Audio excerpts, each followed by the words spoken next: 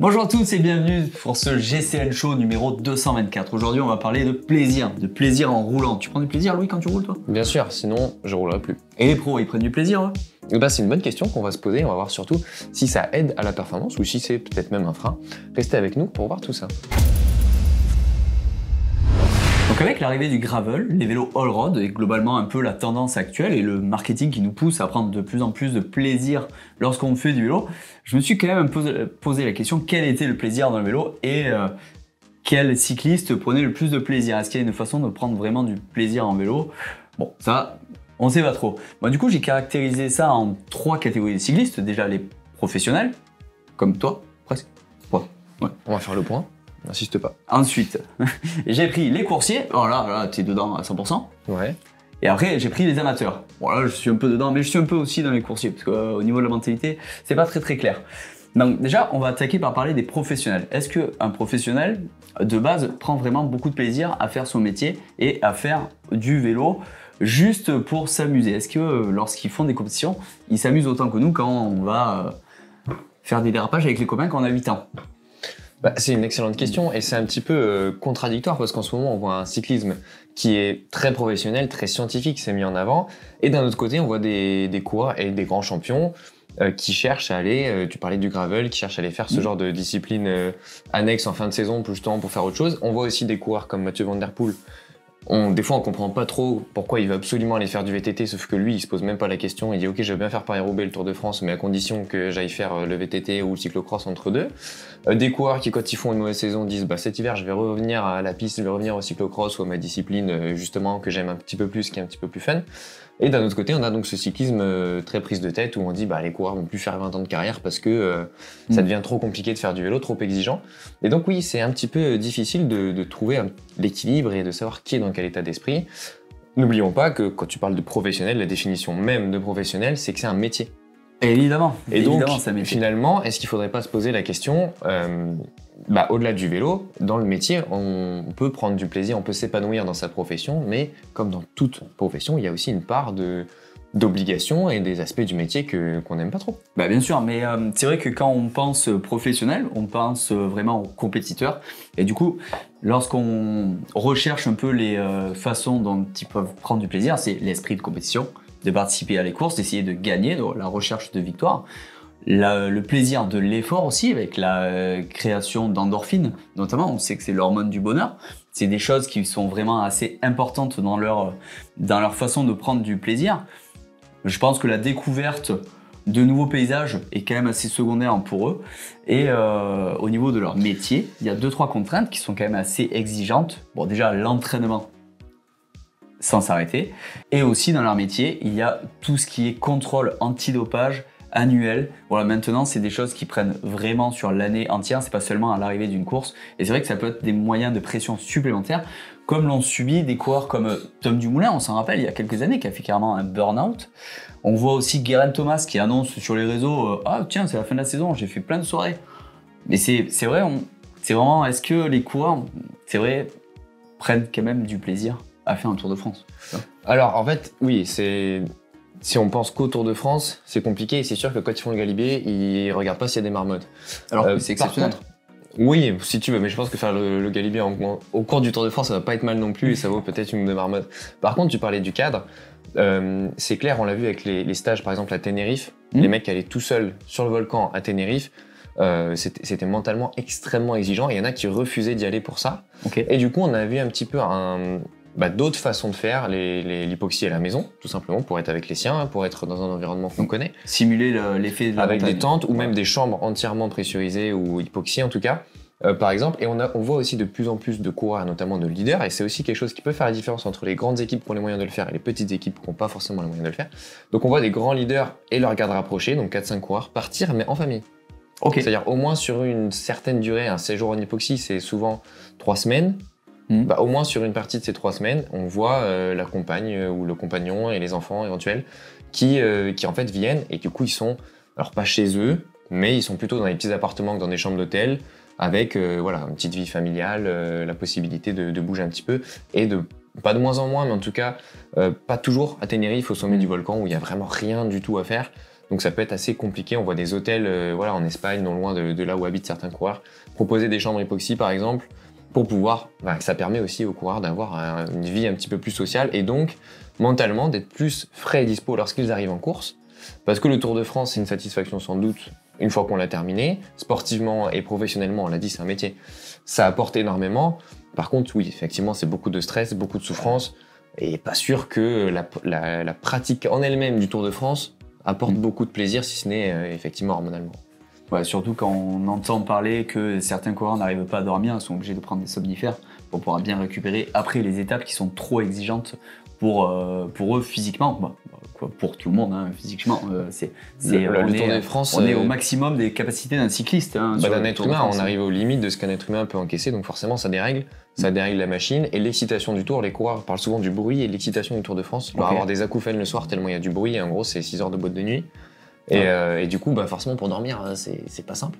Donc oui, après, il peut y avoir des difficultés à retrouver le sommeil, mais aussi des difficultés à rentrer chez soi, où on n'a plus de fans, plus d'excitation. Tu parlais d'adrénaline, d'hormones. Le corps s'habitue hormonalement à vivre des trucs fous, s'habitue à l'adrénaline, s'habitue aux endorphines, s'habitue aussi au côté star. C'est agréable d'être au cœur du sujet pendant 3 semaines. Et quand tu rentres chez toi, tu dois aller faire les courses. Ouais. Je sais pas si t'as pris du plaisir pendant 3 semaines, mais t'as une petite semaine d'adaptation. Faut te réadapter quand même. Bon, écoute, ça concerne peu de coureurs et on voit que finalement, même les champions, et surtout les champions, essayent de réintégrer de l'humain, du familial et du plaisir dans leur pratique, de manière à justement derrière serrer encore plus la vis quand c'est important en fait. Tu parles de Pogacar qui va faire une vidéo sympathique avec sa petite baguette de pain par exemple. Alors Pogacar, évidemment, il y a des exceptions. On a vu Peter Sagan par le passé qui parfois même allait un peu trop loin sur les podiums juste pour divertir et pour se divertir, qui a fini sa carrière chez Jean-René Bernaudot en disant c'est le seul mec qui m'a demandé, le seul manager du moins, qui m'a demandé qu'est-ce que j'avais envie de faire. Il dit j'avais envie de faire du VT, je suis allé faire du VTT. Alors sportivement ça n'a rien donné. Mais humainement c'était important pour lui. Et voilà, Pogacar c'est l'exception, c'est le mec qui peut carrément jouer des victoires à Shifumi ou se cacher pour faire des blagues aux copains sur le bord des routes. Lui, il a décidé qu'il allait pas séparer plaisir et profession, il allait faire les deux. Bon, écoute, ça ça a l'air de fonctionner. Ça a l'air de fonctionner et en plus, ça rajoute un peu de sympathie dans le peloton on avait un peu perdu ces dernières années. Bon, maintenant, on va passer à une autre catégorie de coureurs, les coursiers. Donc ça, le coursier type, c'est vraiment des catégories larges, c'est juste pour imager. Coursier, ça va être le travailleur qui s'entraîne comme un malade pour aller faire des courses à moins grande échelle le week-end, mais où il finance tout, où il doit jongler entre sa vie de famille, sa vie professionnelle et les entraînements, mais sa recherche au niveau du plaisir, ça va être le soif de compétition, l'esprit de compétition dans son ensemble, y compris en entraînement avec les copains. Je pense que ce profil-là, pour moi, je fais le parallèle avec la course à pied, c'est le t-shirt finisher du lundi matin. Ouais. C'est pouvoir le lundi dire moi ce week-end j'ai fait mais j'ai acheté un beau vélo machin. Après le coursier à très haut niveau, celui qui essaye de passer pro tout ça, au sommet donc au sommet du moins les niveaux plus exigeants des grandes familles que tu nous as listées. Je pense que c'est peut-être là où il y a de moins en moins de plaisir, parce que c'est de plus en plus exigeant aujourd'hui. Pour gagner une Coupe de France amateur, il faut presque aller faire de l'hypoxie aussi. Sauf que là, pour le coup, t'as pas les moyens d'amener ta femme, tes gosses, que t'as peut-être pas encore d'ailleurs. Donc je pense que eux, ils sont vraiment, et je le vois tout au long de l'année, je pense que c'est vraiment là où il y a de moins en moins de plaisir sur le long terme. Au début, quand t'es jeune, tu pars avec les copains en week-end, mais en fait, si tu fais ça, tu gagnes pas, donc c'est un peu compliqué. C'est énormément de sacrifices, le matériel beaucoup de sacrifices, bénévolement, très important aussi. Voire même c'est toi qui payes, comme tu l'as dit. Donc je pense que c'est vraiment la catégorie la plus impactée par ça. Par contre, le coursier du dimanche, qui il veut juste dire je fais des courses, j'ai fait ci, j'ai fait ça, rouler des mécaniques, profiter pour garder la forme, eux, je pense que c'est peut-être un très bon équilibre entre un petit peu adrénaline de l'effort de la compète. C'est ça. Et finalement, pas prise de tête parce que c'est le dimanche 3 mois dans l'année, voilà quoi. Ouais, c'est ça. Moi, je trouve que ça dépend à quel niveau d'exigence on veut se situer et se placer. Et après, il y a la dernière catégorie, celle-là qui rassemble le plus de personnes parce qu'elle rassemble des cyclistes tous les pratiquants chevronnés comme des débutants. C'est les amateurs. Et les amateurs ont moins besoin de s'entraîner finalement. Et ils sont quand même assez libres dans leur pratique. C'est-à-dire que quand on n'a pas de prétention, on peut s'arrêter, prendre un café au milieu de la sortie et peu importe la moyenne, j'ai envie de dire.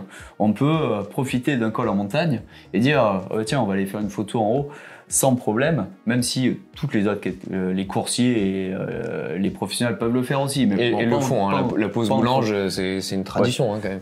quel que soit son niveau. C'est clair. Et pour faire du gravel, le gravel a amorcé aussi une nouvelle façon de rouler, c'est-à-dire où la vitesse reste secondaire, parce que les pratiques dans les cols sont tellement raides ou les chemins trop escarpés empêchent de rouler vite et du coup baisse automatiquement la moyenne et du coup on s'en soucie un peu moins, on roule vraiment pour le plaisir et moi je pense que c'est une des catégories où je me retrouve le plus, l'exploration. Ouais, et alors, ça c'est quand même assez sympathique. Moi j'ai un petit bémol. Bon, le gravel pour moi c'est juste on a commercialisé le fait de se perdre dans des chemins quand on suivait le compteur et le tracé qu'on avait fait avant. Oui. Donc finalement ça existe depuis longtemps. Mais le seul petit bémol que je mettrais à ça, effectivement, l'amateur de cyclisme au sens vraiment large, l'amoureux de la discipline, il prend par définition du plaisir dans le simple fait de pratiquer ou de s'intéresser à ce sport. Mais le seul bémol, c'est que si t'es pas entraîné un minimum, prendre du plaisir sur ton vélo, c'est très compliqué. Tu parlais de profiter d'un col. Si t'es juste au bout de toi-même et que tu mets 3 heures à monter, tu profiteras peut-être au sommet de voir une ou deux marmottes, mais tu les verras pas plus que les coureurs du tour. Alors ça, c'était un peu ma conclusion. Ça, c'est un peu le... Parce que finalement, peu importe qu'on soit dans n'importe quelle catégorie, si on veut profiter du plaisir, prendre beaucoup de plaisir sur le vélo, que ce soit dans la recherche d'efforts, de classement ou juste de partage et de découverte, malheureusement, l'entraînement passe par là.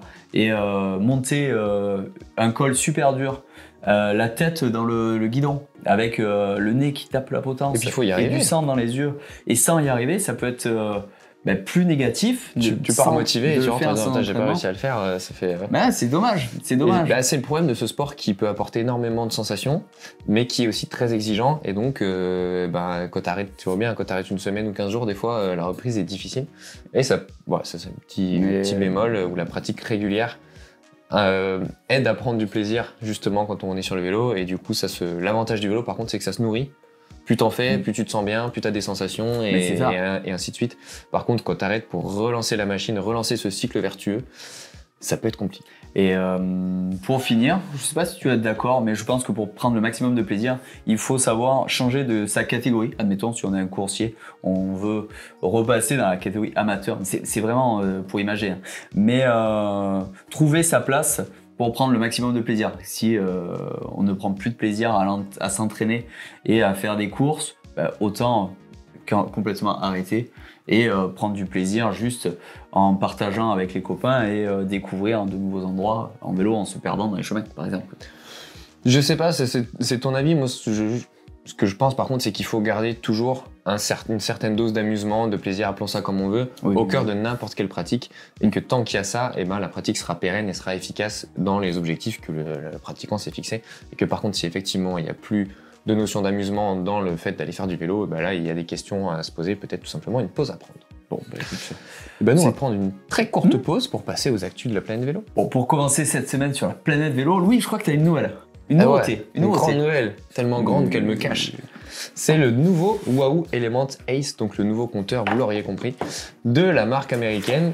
Et on a eu la chance de la voir en avant-première. On a d'ailleurs, avec Johan, préparé une petite vidéo pour vous montrer tous les détails de cet énorme compteur avec un écran absolument magnifique de 3,8 pouces, le plus grand de sa catégorie, et qui nous propose non pas 64 couleurs comme ses prédécesseurs, mais plutôt 16 millions sur un écran TFT pour un affichage absolument magnifique, lisible. C'en est presque beau de faire du vélo avec. En tout cas, si vous voulez tous les détails, allez voir la vidéo qu'on a sortie dessus. Et, parce qu'on va pas en rester là, petit jeu concours. Ah bon?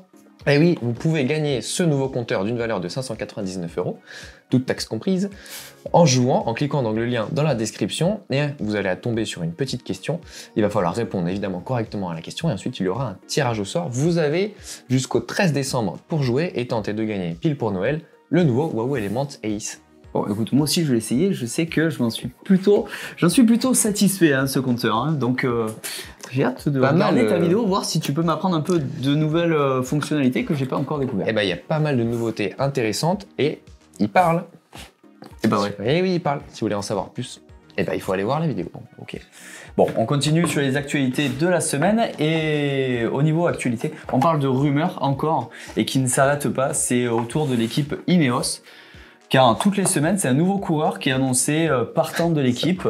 La semaine dernière, c'était Filippo Ganna qui partait. On a eu des rumeurs avec des photomontages de Egan Bernal qui partait à la concurrence. Tom Pidcock, il y a une nouvelle rumeur comme quoi il s'est toujours pas fini avec la Q36.5. Ce qui est quand même assez étonnant. Étant donné que l'équipe, d'un autre côté, annonce avoir acheté une équipe de développement, l'équipe luxembourgeoise, Lotto Kern Os PSD Bank. Je pensais qu'ils étaient allemands, moi, mais peu importe. Alors, ils l'ont pas racheté, ils se sont associés parce que toute équipe World Tour doit avoir une équipe de développement ou une équipe femme. Et Ineos n'a ni l'un ni l'autre. Donc, je pense qu'ils ont peut-être dû trouver une solution. Alors, dans l'urgence, je ne sais pas parce que c'est quand même une équipe solide, mais en tout cas, ils ont dû trouver une solution. Ils se sont associés avec cette équipe de Continental. Et Ineos, ils avaient tendance à avoir quand même des vieux coureurs, entre guillemets, comme star, comme tête d'affiche. Et ils se redirigent vers la formation. On l'a vu avec Tarling, par exemple. Et finalement, c'est peut-être un projet à moyen ou long terme.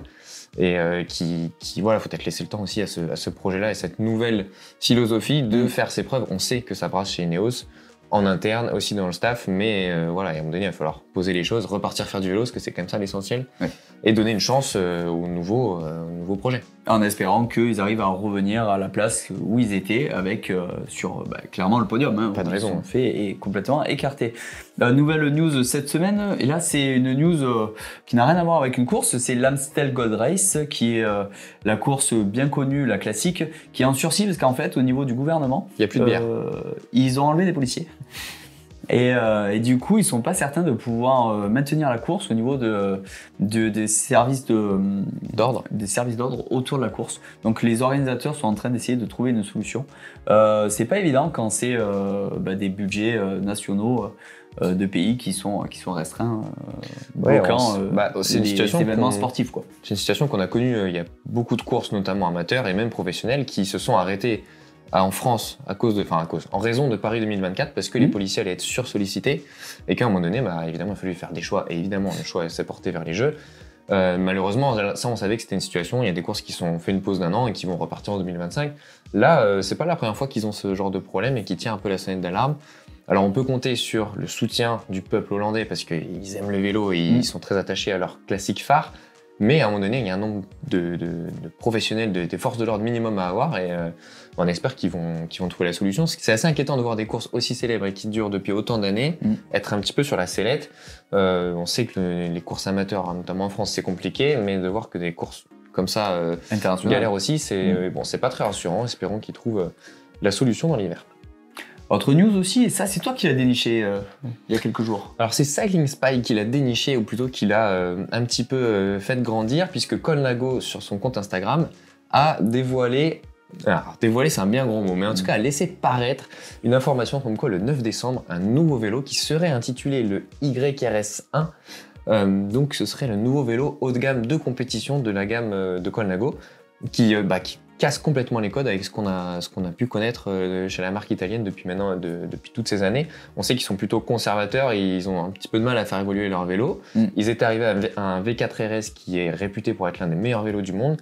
Et là, ils cassent complètement les codes. Alors, il y aurait un petit peu un carénage des roues comme un Cervélo S5. On retrouve également le cockpit en Y comme sur un Cervélo par exemple, mais un décroché qui ressemble à un BMC de chrono au niveau de la tige de selle. Exactement. Voilà, on a très peu d'images pour l'instant, celle qu'on a trouvée donc sur Cycling Spy, mais sinon c'est annoncé le 9 décembre, donc on espère avoir des infos à vous donner la semaine prochaine. Bon, moi honnêtement je suis pas pour le changement, parce que quand je vois la photo de ce vélo, honnêtement, sachant qu'en plus c'est Colnago, ça m'a fait mal aux yeux. Non, c'est agressif, c'est futuriste, c'est très bien de voir une marque. Déjà, un Colnago qui n'est pas en Campagnolo, vous pouvez nous dire en commentaire ce que vous en pensez. Ça, c'est un autre problème. Mais un Colnago qui n'est pas en Campagnolo, déjà, c'est une erreur. Alors, en plus de ça, qui est futuriste, j'ai pas les mots. Ouais, mais tu vois, la semaine dernière, on parlait d'un Colnago en acier. Donc, moi, je trouve que c'est une marque, depuis maintenant quelques années, qui arrive à allier identité et histoire avec performance. Parce que Colnago, c'est une marque ancienne et vintage pour nous, mais c'était surtout une marque innovante et top de gamme. On a le maillot Mapei, c'était Colnago. Hein. Donc Colnago a toujours été une marque avant-gardiste et elle sait conjuguer histoire et avant-garde. Et j'espère que le 9 décembre, On elle va nous le voir. prouvera. Bon, bah écoute. Autre news que tu as déniché? Ah, j'en ai déniché cette Ah bah semaine. oui, mais ça, on voit que ça, tu te rapproches des classiques. Et oui, les classiques Quatre. flandriennes finalement arrivent à grands pas, même s'il y a un petit peu de cyclocross, de biathlon et de piste à regarder entre les deux. Mais la Visma Lease a Bike a été, alors tu parlais de plaisir, a été repérée en train de faire les reconnaissances du Tour des Flandres sous la flotte, là au mois de novembre. Donc là, Super. je suis plaisir, pas sûr. Hein. Là pour le coup, pas convaincu. Mais en tout cas, ils sont déjà sur les rousses qui pourtant connaissent par cœur. Et on les a surtout repérés avec le maillot Grava dont on vous avait longuement parlé après le championnat du monde de Gravel, un show qui vous avait d'ailleurs beaucoup plu. Et bien voilà, on ne sait pas s'ils les utiliseront en course, mais ce maillot qui permet d'ajuster, ce mini compresseur dans le maillot, permet d'ajuster la pression en roulant. Ça avait porté Marianne Vos à la victoire au championnat du monde de Gravel, et visiblement c'est essayé par toute la Visma Lease Bike sur les reconnaissances des classiques pavés, notamment par Wout van Aert, à voir si ça finit par s'imposer cette future saison. Bon, bah écoute, on va voir ça. Moi, dans tous les cas, mercredi soir, j'ai toujours le GCN Ride de 19h30 sur Zwift. Donc là, ça va Collègue être encore allemand. un nouveau présentateur. Bon, ça, Notre collègue allemand, il me semble que c'est Patrick, ils qui, enchaînent. on aura fait deux week-ends de suite, Alors, 2 semaines de suite. On va remanger des bretzels. Et cette semaine, je suis allé sur le club GCN en français Strava. Et bah, clairement, j'ai rien trouvé d'intéressant. Ah Voilà. ouais. Au niveau des partages des sorties, j'ai regardé un peu ce que vous nous aviez envoyé dessus. Ah bah, que dalle. Toi, tu deviens exigeant quand même. Non, mais complètement. Il y complètement. a quand même des Non, gens mais pour rouler en pendant une fait, semaine. quand on enregistre sa sortie, hop, on met un titre sympathique. Ensuite, on la partage dans le club GCN en français. Et puis, comme ça fait un peu engrenage. Et on motive les autres personnes du club à rouler. Et ça agrandit un peu nos cercles. Et lui, Et là, du coup, on est 2177 actuellement sur le club GCN en français Strava. Et tout le monde roule énormément parce que j'ai regardé. J'ai fait une semaine honnête la semaine dernière, 383 km la semaine. Bon, c'est correct, hein. J'étais 36e. et bah, il y en avait des sorties intéressantes, c'est juste que t'étais de mauvaise humeur. Ils nous les avaient pas partagés. Bon, Du vous coup, inquiétez pas, je vais dénicher, remettre un peu l'église au centre du village et surtout rapporter un peu de reconnaissance à ceux qui ont donné et qui, je suis sûr, cherchent des titres et des photos sympas pour paraître dans le show. mais j'espère. J'aurais dû y jeter un œil parce que là, je te trouve quand même très exigeant. Ah, je le suis. Bon, bah, dans tous les cas, on Bah, espère. roulez plus, soyez rigolo dans vos titres parce qu'apparemment Max s'ennuie en ce moment. Ah bah, pas de plaisir. Voilà, comme Pas ça de au plaisir. moins. C'était le show. Non, moi je compte sur vous, j'ai confiance en vous, je sais que vous roulez et que vous faites ça bien, c'est juste qu'il est mal luné cette semaine. Bah, il était tout seul à la maison, du coup il a dû faire tout seul et il était mal luné. Bon, en attendant, à la semaine prochaine pour un nouveau GCN Show. Ciao, ciao.